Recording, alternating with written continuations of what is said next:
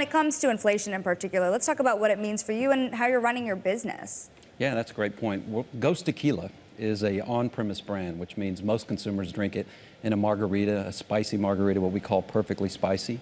So we're heavily dependent on the on-premise. And the on-premise has had a little bit of a slowdown with inflation.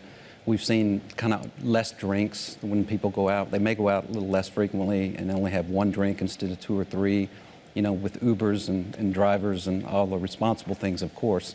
But with Ghost Tequila, we've seen our sales booming. And tequila now, just if you think about it, over the last 5 years, tequila has gone from the number 4 in the spirits categories. So up ahead of it was rum, was brown spirits like whiskey, bourbon, and then vodka was number 1.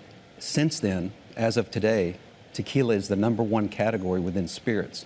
So in the last 5 years, it's boomed past everything to where it's the number 1 category within spirits. And within that, spicy tequilas are number 1 growth segment within tequila. What do you think is driving that change? See, I myself have moved from whiskey to tequila as well. I don't know why I did that. Because you're smart. Because you're smart. But what's the macro picture here in terms of why consumers are switching?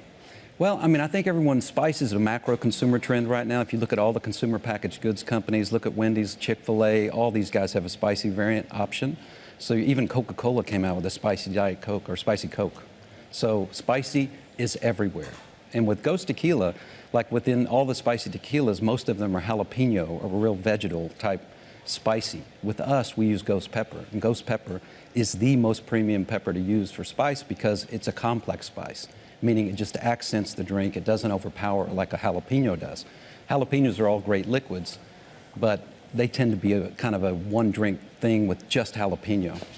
How do you think the consumer is changing overall? You kind of alluded to inflation being one problem, but the reality also is there are a lot of concerns from beverage providers here that people are drinking less alcohol and more people are drinking less per sitting as well. How do you see that playing out for you?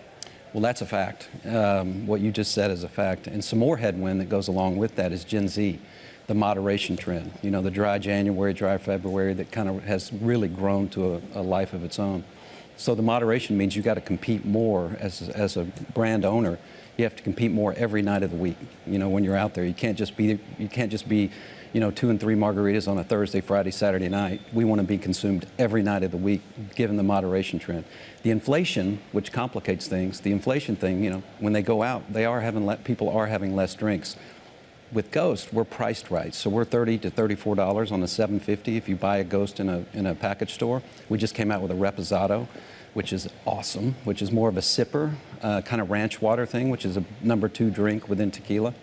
It's doing really well, but it's $5 above our Blanco, so it's under 40. Anything above 40 in price point in tequila has been down over the last 12 months. I'm talking like Patron, Casamigos even, which has been just a rocket ship for the last 5 years. It actually had some headwinds last year due to its price point over 50 for their Blanco. Well, that's exactly what I was going to ask, how you hit that fine tuning between what's too much to charge and just enough. If people are drinking less, then don't you have to charge more to keep your margins higher? We're seeing that. Actually, we want to be, you know, at our price point and being on drink menus, and we're just now expanding into the off-premise, which part of our strategy to expand is to get the on-premise menus, especially the chain business, because the Ghost Blanco is built for speed. We can make a margarita in 3 steps, done. You know, muddling jalapenos, no doing anything, and we're perfect absorption rate. So I think we're built for the times. For the brands that are above 40 and that are out there trying to get, you know, their fair share of what's going on, they have to discount. We've seen the net prices of Casamigos, Patron, Clase Azul even.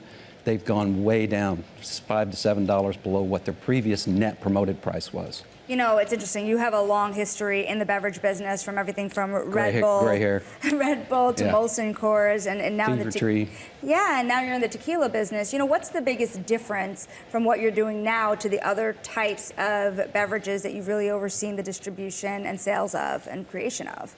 I'm a career beverage person. I love beverages. I always say it's like being a professional athlete and not having to be athletic. You know, because you get to compete, you get a scoreboard, you're in the game, you build your team. With tequila, it's booming, and I live in Dallas, Texas, so that's number 2 tequila state in the country. And tequila is overtaking vodka, like I mentioned, in value, in dollar sales. Tequila is now the #1 category in the United States. And over 90% of the premium tequila consumption globally is in the United States, is right here in North America. So it's booming, and right now we kind of have the double wins here. We're in tequila, the fastest growing category within spirits, and we're in spice, which is the fastest growing subsection of tequila. You know, it's interesting. We were talking about inflation, how consumers are feeling it, how you're feeling it, but we started here talking about agave, and the reality there have been shortages, and there are other issues that can kind of make the prices of goods higher as well. Do you see that pain? Do you think it'll get worse or better from here? Well, the good news is agave prices are going down. So agave prices over the last 6 months have gone down over 30%, and that's the #1 component in real tequila like Ghost. We're 100% agave tequila, which, you know, that we're a really good Blanco base that we add the Ghost pepper to. Agave prices are going down, although demand's up, and that's a little counterintuitive. And so they've planted so many. It's a 7-year growth cycle on the big agave plants. They planted so many, they're just now starting to come into harvest. Even though they've had great demand, the agave prices are falling and are projected to fall even more. Some of the big boys, though, are stuck with contracts, previous contracts that are at higher COGS that they kind of hedge their agave price with. You know, because you run the thing, I have to ask you, Jeff, how do you make your margarita? Spicy. We like to say we make margaritas perfectly spicy, which means ours just pokes through and it accents the margarita. You should try one tonight. I brought you some samples. You should try one tonight. I recommend the pineapple or the watermelon margarita. We've got plenty of accounts right here. What's the next big evolution in spicy margarita making here? Do you see yourself making a different product anytime in the next 12 to 16 months? Oh, absolutely. Yeah, the margarita is kind of our wheelhouse, you know, our #1 occasion. But the reposado that we came out with, that you just showed the beautiful graphic of, the reposado we have, that's going to be ranch water, so kind of the #1 thing. Also espresso martini. The thing about Ghost is we make everything perfectly spicy. So if you have one tonight, you will be perfectly spicy. Spicy. I mean, you can put us in an espresso martini and it's magic. It's coffee, chocolate, and spice. Would not have thought about it, but very like water for chocolate of you. You'd love it.